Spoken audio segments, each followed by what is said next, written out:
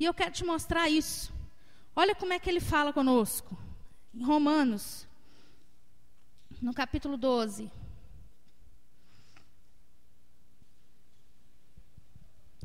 E versículo 12, é um dos textos que a gente leu, um dos versículos que a gente leu aí na hora que a gente começou o culto. Ele diz assim, olha, Romanos 12, 12. Regozijai-vos na esperança, sede pacientes na tribulação, na oração perseverantes. Olha a terapia inversa de Deus. Eu quero te mostrar essas coisas aqui na palavra. A primeira orientação dessa terapia que Deus faz conosco é o seguinte: alegria na esperança. Essa é a primeira orientação de Deus na terapia dele. E ele diz assim, olha, o sistema natural que a gente costuma ouvir diz assim pra gente: a gente precisa celebrar cada vitória que a gente conquista. Não é assim? Isso não é o certo? Cada coisa boa que a gente consegue, a gente precisa celebrar. Não é assim? Ou a gente vai conseguir aquilo que a gente sonhou a vida inteira e vai ficar chorando? Claro que não. A gente tem que celebrar mesmo, soltar foguete, rir, fazer festa. É isso mesmo. Só que Deus fala diferente também. Deus não desconsidera isso. Mas Deus fala outra coisa. Deus fala assim, olha, você vai se alegrar e fazer festa antes. A terapia de Deus envolve o seguinte: é antes de você conquistar, é que você vai se alegrar. Você não vai esperar conquistar para depois se alegrar, não. Você vai se alegrar antes. Você vai se alegrar na esperança. E a Bíblia diz que esperança que se vê não é esperança. Ou seja, Deus está dizendo para a gente o seguinte: você precisa se alegrar enquanto está só no sonho, enquanto está só na sua cabeça a ideia, enquanto está só na expectativa. E eu fiquei pensando uma coisa: Deus é muito sábio. Olha como é que Deus é sábio. Sabe por que Deus te manda alegrar antes de a coisa boa acontecer? Deixa eu te explicar por quê. Existe um mecanismo nessa questão dos sentimentos. Eu quero te explicar uma coisa. Deus nos manda alegrar antes, porque nem sempre a gente vai conquistar aquilo que a gente quer. Olha só, Deus nos manda manifestar alegria. Aliás, olha o que eu escrevi aqui, as minhas filosofias. Manifestar alegria apenas mediante conquistas gera desmotivação e frustração. Porque se a gente não se alegrar antes, o nosso coração vai só entristecendo. E a gente, aquilo que é expectativa, a gente começa a pensar assim: será que vai dar mesmo? Será que é isso mesmo? Ah, já desanimei. A gente precisa se alegrar antes, porque nem sempre existe conquista. Muitas expectativas que a gente tem, algumas delas são frustradas ou não são? Ou a gente só tem expectativa que se realiza? Todas as nossas expectativas se realizaram até hoje? Agora Deus fala com a gente assim: se alegra antes. Se alegra na expectativa, na esperança. Deus fala isso também, porque nem sempre as conquistas que a gente tem são exatamente aquilo que a gente imaginou na cabeça.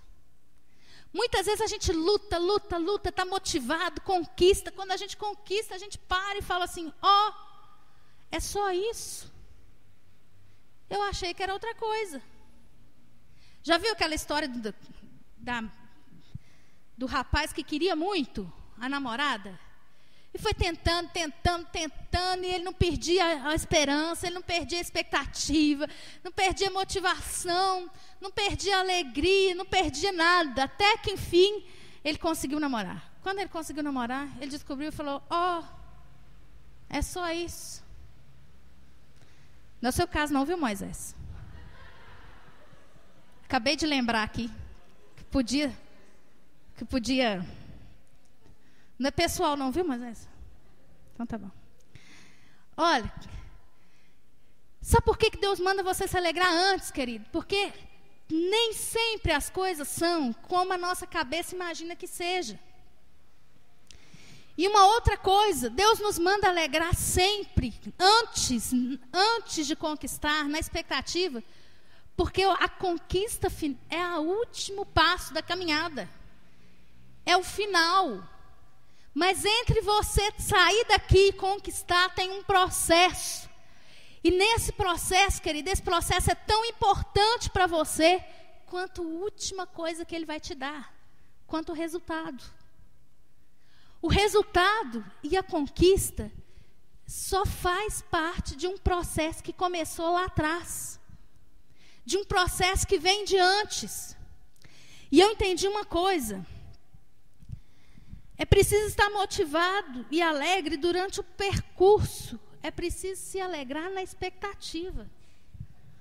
Quando Deus sugere essas coisas, querido, para nós, para a gente ter alegria na esperança, o que Deus está fazendo conosco é treinando as nossas emoções. Entenda uma coisa, tem gente que hoje em dia está pagando caro para psicólogo ajudar ele a treinar a emoção. Porque descobriram por aí, e já descobriram tarde, porque a Bíblia já falava disso antes, que as nossas emoções precisam ser treinadas, porque existe uma inteligência que não está sendo treinada nas pessoas, que é a inteligência emocional.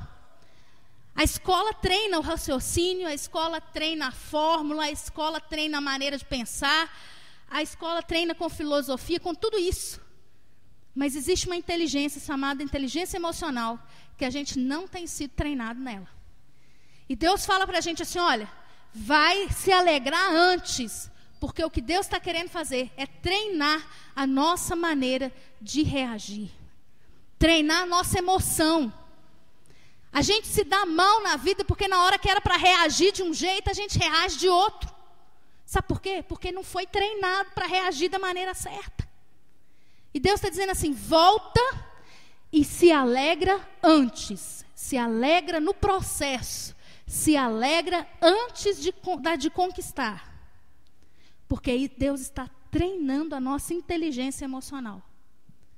Porque quando na hora que for, para a gente poder pegar o resultado da nossa conquista, o nosso objetivo final, a nossa emoção vai estar treinada para a gente usufruir daquilo com qualidade.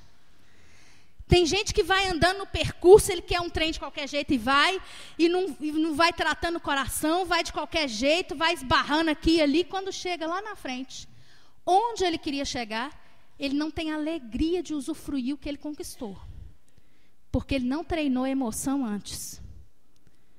Deus quer que a gente se alegre na expectativa. Ou seja, Deus quer que a gente seja sonhadores mesmo.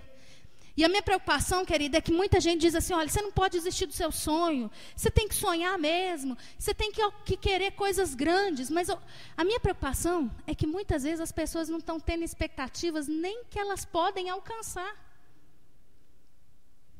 Às vezes elas estão desmotivadas e tristes em relação a coisas que elas poderiam alcançar se elas estendessem os braços, não precisava nem fazer muito esforço.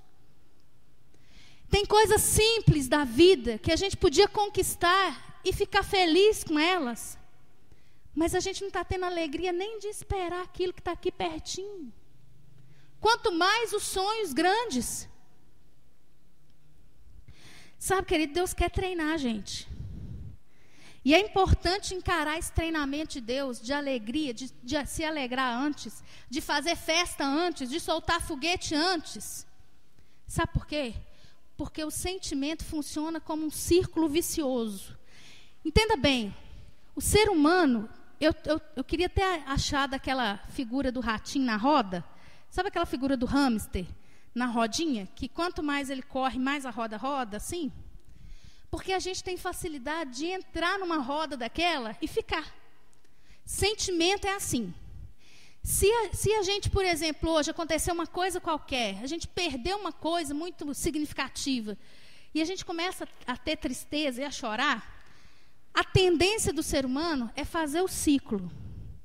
É tristeza, desânimo, frustração, que vai gerar mais tristeza, mais desânimo, mais frustração, e mais tristeza, e mais desânimo, e mais frustração. Uma espiral que não para. Os sentimentos funcionam assim. Da mesma forma, Deus é muito sábio, porque Ele sabia que esse ciclo precisa ser quebrado. Se ele não for quebrado, a gente vai entrar num processo de depressão terrível que a gente não vai conseguir sair dele. E isso é tão importante. A Bíblia diz que Deus nos fez e conhece a nossa estrutura e Ele sabe que a gente é pó. Sabe o que a Bíblia diz? É por isso que a Bíblia diz o seguinte: olha, o choro pode durar uma noite, mas a alegria vem pela manhã. O ciclo tem que ser quebrado. Se o ciclo não for quebrado, esse negócio vai rodar eternamente e a gente não vai sair de lá, igual o hamster. Pelo outro lado, Deus nos manda alegrar, porque a alegria também produz um ciclo, ou um círculo vicioso de boas coisas, né? A alegria que vai gerar ânimo, que vai gerar conquistas, que vai gerar mais alegria, que vai gerar mais ânimo, que vai gerar mais conquistas e assim por diante.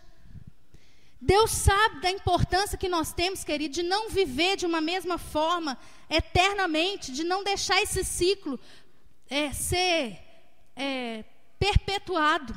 Deus sabe disso. E é por isso que a Bíblia diz em Provérbios, olha, a esperança adiada adoece o coração, mas o desejo cumprido é árvore de vida. Deus entende perfeitamente que o nosso choro precisa parar uma hora. Foi assim com Davi lá em Ziclag. Quando Davi chegou, ele tinha voltado de uma guerra. Quando ele entrou na casa dele, ele descobriu que ele não tinha casa. Ele descobriu que não tinha mulher. Ele descobriu que os soldados dele estavam todos irados com ele, porque tinha entrado um outro inimigo enquanto ele guerreava. Saqueou tudo que ele tinha, rebentou as casas, tudo, queimou tudo, levou todo mundo embora e ele ficou a ver navios. A Bíblia diz, querido, que diante daquela perda, Davi senta e chora tudo que ele precisa chorar. Eu não me lembro, eu acredito, eu acho que seja isso. Eu lembrei do texto agora e não fui conferir. Mas se eu não me engano, o texto diz que Davi ficou sentado chorando 3 dias e 3 noites. Sem levantar. Existe uma hora que a gente precisa chorar. Existe uma hora que a gente precisa estar triste. Existe uma hora que a gente precisa soltar as lágrimas todas que tem lá sufocada em nós. Só que esse ciclo precisa ser quebrado. A alegria precisa vir pela manhã. O crente precisa entender que existe um tempo de chorar, mas existe um tempo de rir. Porque se ele aceitar o tempo do choro e só ir chorando, e nunca mais se levantar, o que vai acontecer é que cada vez ele vai ficando mais desanimado, mais frustrado, mais desmotivado, mais triste, mais frustrado e assim por diante. Deus nos chama, querido, para nos alegrar na expectativa, porque Ele quer treinar a nossa emoção para a gente ser feliz.